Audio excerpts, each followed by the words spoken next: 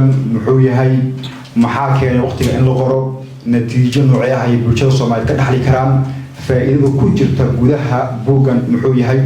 sidee bulshada Soomaaliyeed ee ku nool Jarmalka oo dhan loo gaarsiin karaa oo lagu koobin muujin oo kale laakiin loo gaarsiin karaa guud ahaan dalka Jarmalka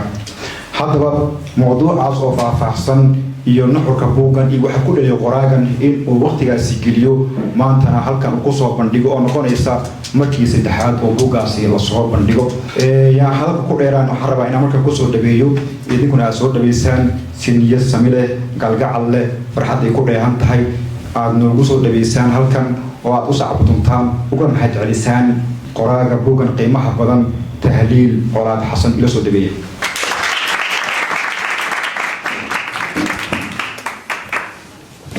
السلام عليكم ورحمة الله وبركاته. marka hore salaan qiimo badan odayaasha magaalada culimada qof walba mansabka iyo maqaamku meesha ku fadhiyan ku salaama mikrofoonku ay la haayeen in ay marka hore hadlaan yahayd laakiin waxaan rabay in marka hore aan buug iftiimiyo maadaama waxa isugu nimid ay tahay buug qofkii qoran aniga waxaan rabay inaan marka hore buugga faahfaahiyo buugga markii kor laga arko qof walba وحنا ما أنا قاركين يبسده باع كوسجلا مركا قف كوعس ويدينا جودي صارت معه كجرا ضد كده يرضى أنت بدن درين أركايان مركا درين كي يحسك ويديان درين كمعاه كيوه هلا هلا بنادم كمركي درين لقى هلا يو وحوا كيو بدن ولا قف كو وحكة درين ما تصال إنها وحلق درين ما وحلق أركا عربك سنكا تعب الشذا لفتر كذا waxaa jira dareen kaleeto oo asagana ah midka yani qofku uu qaato fikir wax ka qaato tusaale Soomaalida waagii hore markii reereera loo deganaa ama deegaan loo deganaa dadka marka colaad jirto waxa la dhihi jiray dareena jira marka dareenka cabsidu noqonaa marka in wax laga baqaayo col inuu yimaado in laga baqaayo marka dhalinyarada inta badan maadaama iskaabul ay u badan tahay dareenka meel kale la aadaan buugga gudihiisa horta waxa ku jira mowduucyo badan oo maaragtay qofka bani'aadamka dareenkiisa ka hadlaya waxaana saldhig looga dhigay dabcan qaybo badan waa si fiican aan uga hadli doonaa waxa saldhig looga dhigay dhaqankeena diinteena iyo cilmi nafsiga ama maaragtay psychology-ga waxaan rabaa marka meelo yar inaan ka akhriyo oo qaabka uu qoran yahay oo aan isleeyahay qofka markuu buugga akhrinayo xogo xiiso u lahaana sababtoo ah inta badan dadka akhriska dheer ma jeclo waxaan ku dadaalay buugan hadda 168 page waa badan yahay marka fiirisid laakiin inta aan ka reebay oo aan ka saaraya ka badneed sababtoo waxay ahayd buugga ani uma qorin inaan lacag ka sameeyo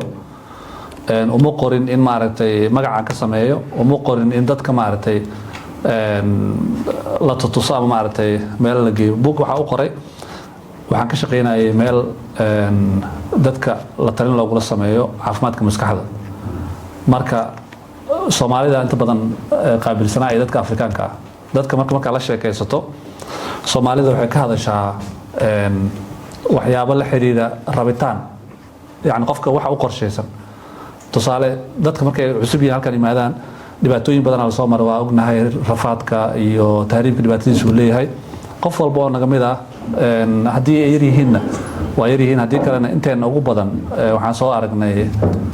markay ugu yar tahay dhiig da'ay waa aragnay yani qof dhibaato loo geystay qof naf baxayo qarkeen way arkeen qof la jir dilay way arkeen anaga laftirkeena qarkeen la soo jir dilay marka waxaas oo dhan anagoo wadanaa halkaan nimaada marka aan nimaado waxaan rabnaa inaan nolosheena caadi wadano wixii hore inaan is ilowsiina rabnaa laakiin noloshaas uma shaqeyso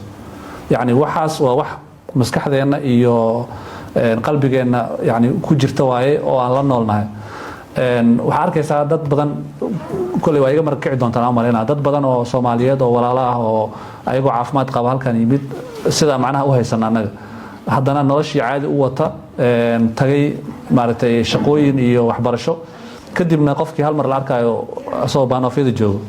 oo leenahay wallahi qofkaas mar dhaw ay ugu dambeysay oo fiicnaa nolosha ka dhacay marka maadaama marka dhibaatooyinka dadkaas soo maray qaarkood aan la kulmaayay oo aan wareysanayay waxaa arkay inaysan dadku u bisleen dareenkooda ka hadlaan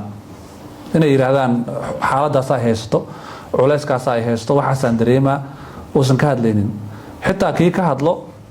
annagaa ku dhaleecayna soo ma waxaan dhahayna ninka waa qayrsan yahay luqadda dhalinyarada ku hadlana mobile oo qaatay dhaha macnaha isla hadlay qofkaas laakiin maxaa keenayo wax dhammaanteen aan qabno waayo oo aan soo marnay buugga marka waxay ku dhalisay in dadku yaraan intaanan daawo iyo caafimaad iyo la gaarinba qofka horta asiga inuu isku laabto quraanka ayadda quraanka maxay ahayd qofka intaan la xisaabin naftiisa inuu xisaabiya sax ah soomeen marka inuu qofkaasi isku laabto mawduucyada halkan ku jira buugga way fara badan yihiin laakiin kuwa ugu waaweyn waxaa waaye yani daahfurka ubucda dareenka yani dareemada soo u shaqeeyaan noocyada kala yihiin ismilicsiga gudaha qofka sidoo maaragtay gudihiisa u fiirin karo anaga banaanka fiirinaa maanta haddaan qof isdagaalno anaga ma fiirino maxaa aniga i qaldan maxaan sameeyey qofkan ma ku xadgudbay xuduud ma leeyahay horta xuduudeeda xaggee ahayd qofkii ayd saarnaa waxaan leenahay qofka saasuu igu sameeyey saasuu yiri anaga kii marka anagaa geysanay ama maaragtay wixii aan sameynay waa iloobeynaa waxaa kaloo jiro qofka bini aadamka ah haddii uusan dareenkiisa ogeen xuduudahaasuu gudbaa wuxuu gudbaa ama iloobaa qiyamka uu leeyahay qofka qiyamka maxaa ka mid ah waxyaabaha qofka ka celiya waxyaabaha xumaanta ah ku dhiirigeliya waxyaabaha wanaagga ah qiyamka waxaa waaye qofka yacni waxa dareenkiisa ah ee hor istaaga ama ka hor istaaga wax walba uu samayn lahaa tusaale waxaa ah daacadnimada qofka hadduu daacad uusan ahayn muxuu noqonaa cagsigeedu noqonaa soo ma marka qofka inuu daacad noqdo maxaa keeni kara inuu qiyam leeyahay inuu og yahay waxaan inaysan wax wanaagsan ahayn qofka xumaanta samaynayo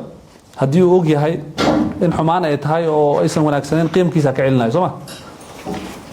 marka waxaan rabaa dhowr meel oo calaamaysan inaan wax yar ka akhriyo wuxuu ku bilaabanaa gogoldhigga buugga muhiimadda ay leedahay qofka inuu isbarto nolosha waxay isaga socotaa si dabiici ah waa sida gaari bilaawada ah gaari aan la wadin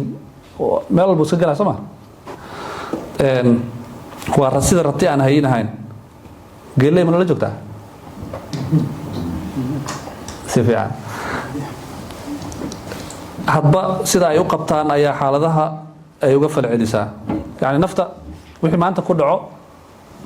sida ay u qabtaan isaga falcelinaya hadda maanta hadduu qof wax igu dhaho waxaa laga yaabaa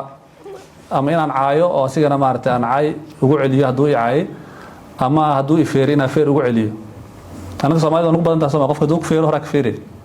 soo ma waxyaabaha marka aan la noolnahay oo caadi aan u baranno waayo oo nolosha macnaha kama fikirno waa iska samaynaa isbarashada shakhsiga marka waxay ka dhigan tahay inaad fahanto damqashadaada qiyamkaaga aragtiyadaada iyo waxyaabaha aad aaminsan tahay ee macnaha kuu leh iyo habdhaqankaaga shakhsiga ah waa kala garashada waxa kuu cuntama iyo waxa aan ku qaban is-aqoonista shakhsiga ah waa inaad qofka ama qof ahaan isu taqaano waa inaad fahamsan tahay dareenadaada shucuurtaada ama qiiradaada waa barashada waxa ku dhaqaajiya dareen ahaan ujeedooyinkaaga nolosha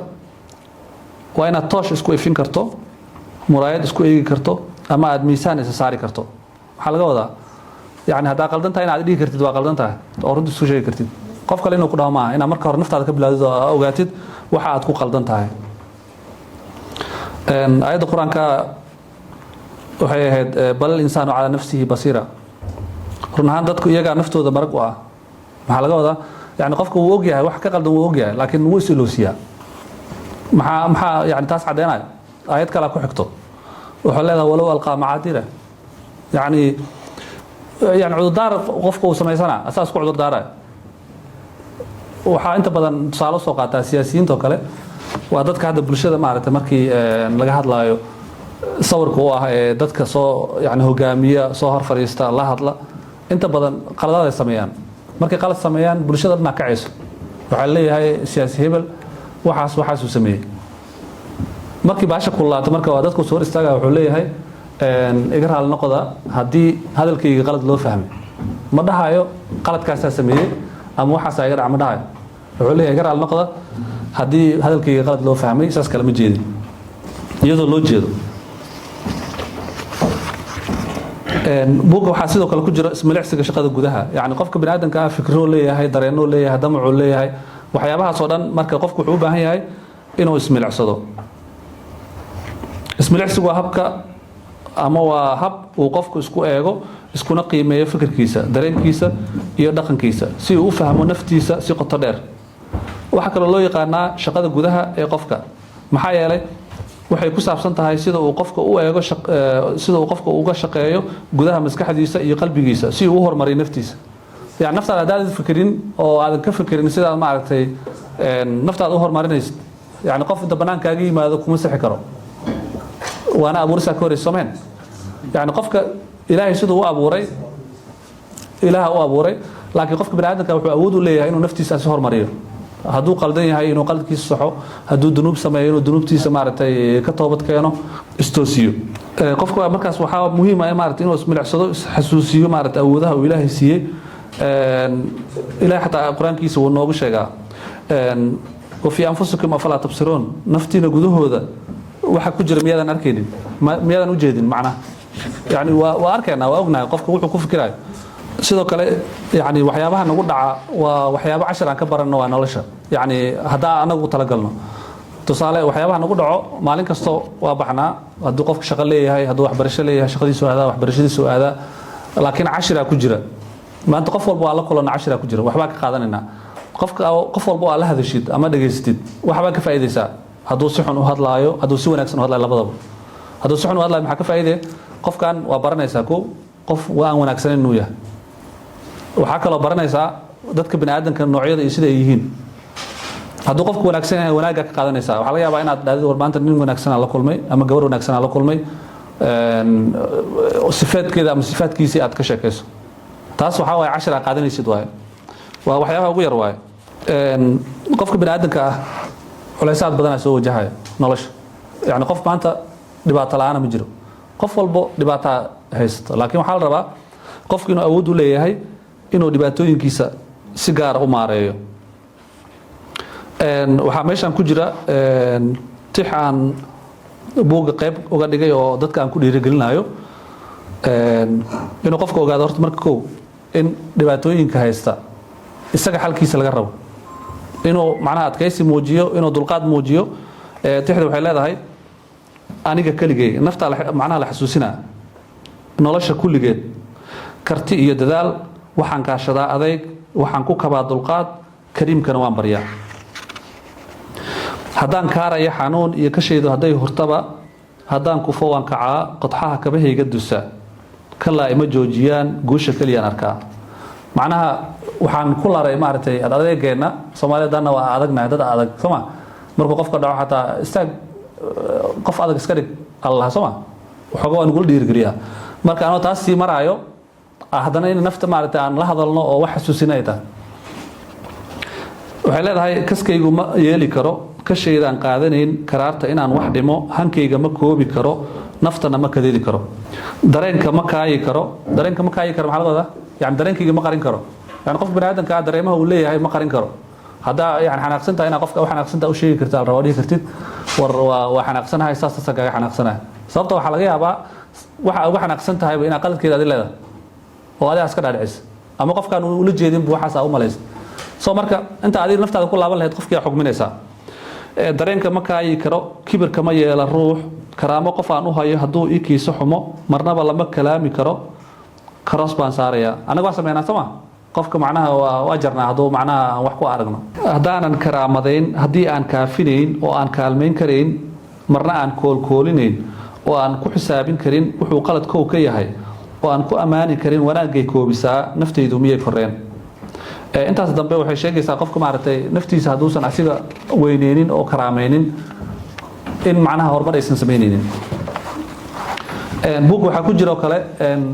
xalka dhibka yani qofka bini'aadamka ah markii laga soo sheekeeyo dareenada iyo waxyaabaha uu maaragtay soo maray iyo culaysaadkiisa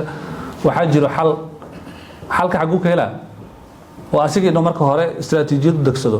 buug marka wuxuu qofka tusaaya farsamada u degsan karo in maaragtay dhibaatadiisa uu xalliyo يعني waxaa ku jiraan tallaabooyin ay tahay qofka inuu qaado oo ay ka mid tahay inuu marka hore hubiyo waxaan waxay ku yimaadeen ilaa marka dambe uu xalka ka helo marka iyadoo dhameystiran buug ku qoran tahay waa idin kala gelin hadalka ku badiyay aad u mahadsantiin. Assalaamu calaykum waraxmatullaah.